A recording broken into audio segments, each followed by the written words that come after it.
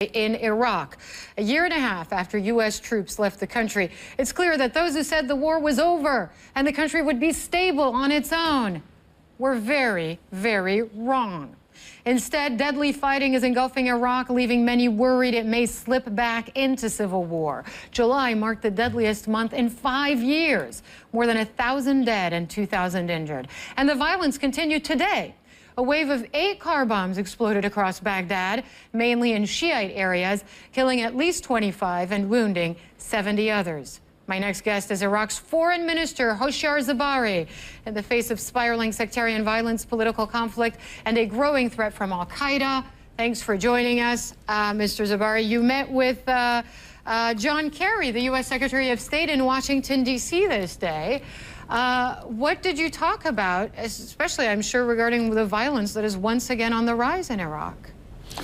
Yes, Hala, it's good to be with you. We discussed with Secretary Kerry the situation in Iraq, the regional situation, development in Egypt, and also the spillover from the continuation of the Syrian crisis into neighboring countries.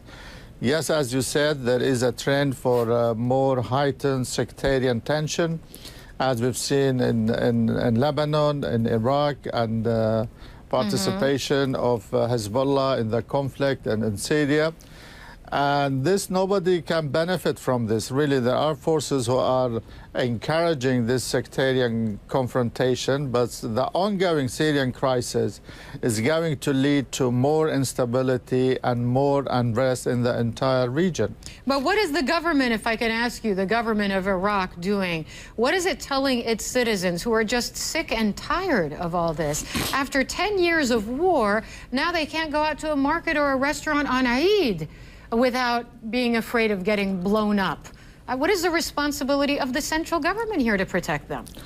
Yeah, definitely. I mean, there has been a renewal of al-Qaeda attacks on Shia neighborhoods, on Sunni neighborhoods, and public markets to ignite sectarian war. But the people of Iraq has refrained, has not succumbed into being dragged into sectarian or civil war. Yes, the number of casualties has increased during Al-Eid and as early as yesterday. This is really a part of it is our own failures. We have to admit that. We don't want to portray a rosy picture. But the other part is the spillover of the conflict, of sectarianism, of the nexus of Al-Qaeda and Al-Nusra across the Syrian-Iraqi borders. And we are here in Washington to discuss this issue very seriously, that Al-Qaeda threat is not local, it's global. We've seen recently the closure of U.S. embassies throughout the Middle East and North Africa. And we've come to our American friends to seek their help and support to enhance our security capabilities, to encounter terrorism, to confront to this threat. But the government is doing its best really to stamp out the violence, but this has to be accompanied by political and economic measures, something my government is dead serious to do that. But with respect, though, Minister Zebari, and we've met before, once even in Iraq, and this is the same thing you told me a few years ago.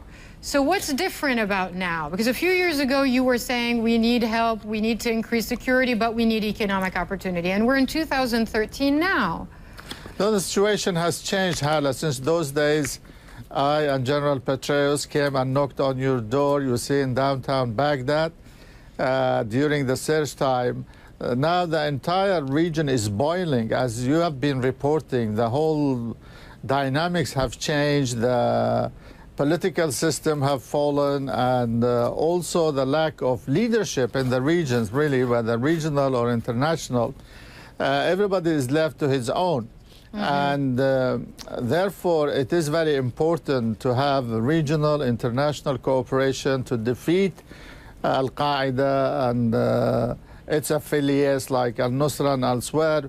You've seen the bombing today in Lebanon is another indication that these forces are determined to ignite sectarian civil wars in this country, because that is the only atmosphere they can thrive on. So you spoke with Secretary Kerry, and when the last American soldier left your country, Minister Zabari, the Americans said, we will not abandon Iraq. We are not cutting and running.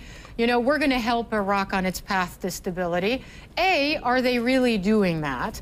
And B, if not, what do you want from the U.S. right now that they may not be providing at this stage?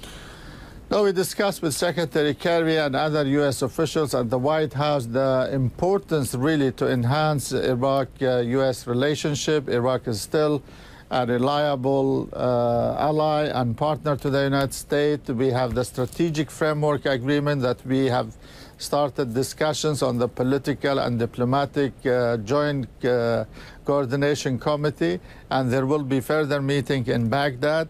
I think we are pushing through open door here in Washington as far as the counterterrorism and standing up to Al-Qaeda and the extremist forces in Iraq and the regions. I think we So you don't feel frustrated? You feel like they are actually helping, that they're making good on a promise? I believe so. It is in their interest. It is in their national interest. I mean, Syria is next door to us.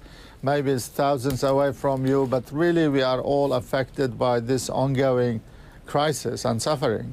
Thank you very much for Mr. Hoshyar Zabari joining us live from Washington after your meetings there with Secretary Kerry and others. Thank you. Thank you.